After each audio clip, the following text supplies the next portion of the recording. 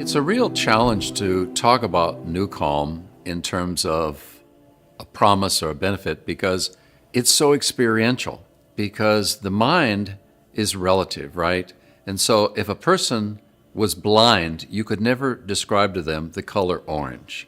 But if they had seen the color red and the color yellow, and then they went blind, you could extrapolate orange as being between yellow and red, right? So what is NuCalm like? That's what people are asking. That's what the mind wants to know is, what is this better than, Because they're looking for a reference and there's not much. That is what is so difficult.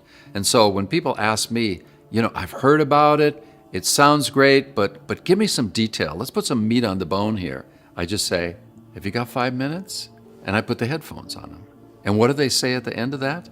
Wow. It's like a drug experience because it's an altered state.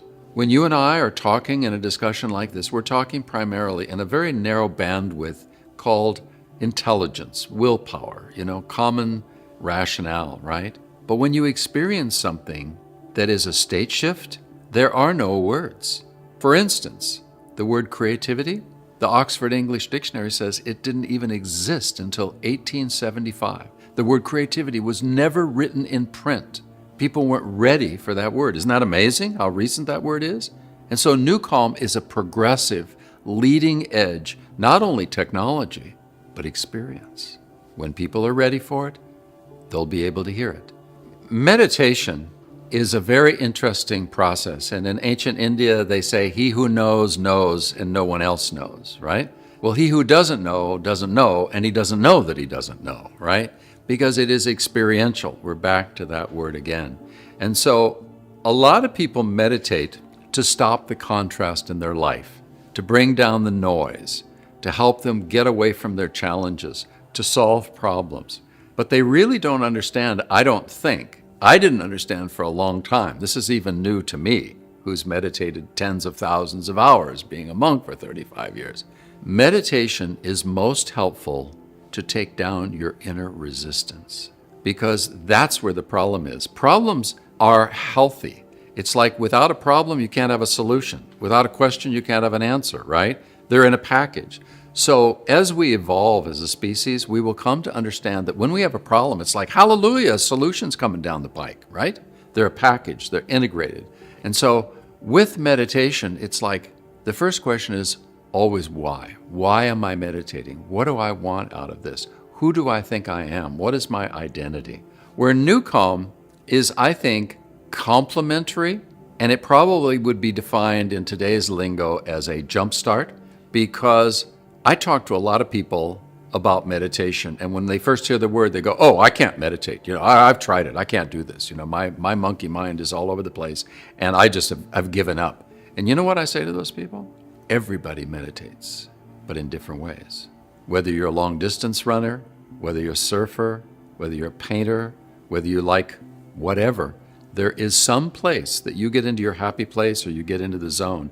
That is a meditative practice.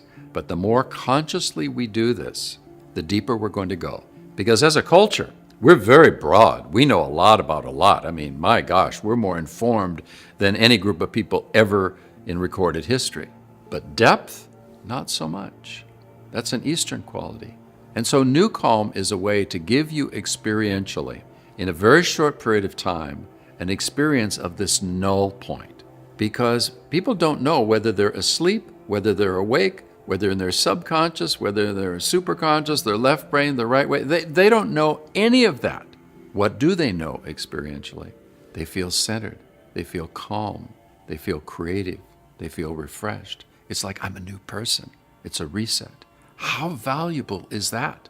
And when I do coaching with people, I ask them this question because I'm trying to ping them to find out how receptive they are to learn, to unlearn, and to relearn.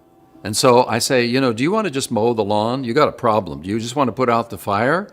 Or do you want to go down to the root levels and deal with the real cause and not just manage the effects, right? What level do you want to deal with it? And that's why I became a monk, because I was lazy.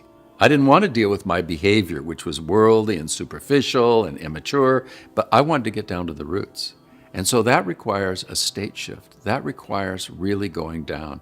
And so I tell people, we're going to take a look at your core beliefs, and we actually build a belief pyramid with people. What are your 10 deepest beliefs? And of course, nobody knows that. Without help, you can't do that. But I help them, and we get down to these core beliefs, and I tell them, I'll bet you a third of your beliefs will hold up. They're solid. You can build your life around those beliefs. A third of those beliefs that you have in your head are probably going to need tweaking, and probably about a third are just going to need to be flushed down the toilet because they're old school 20th century crapola that's not going to be functional for you in the 21st century. And I think NuCalm somehow has a meditative state change quality which allows people that openness to unlearning, to questioning, to doubting. Because in our transition era, all of that stuff is extremely healthy.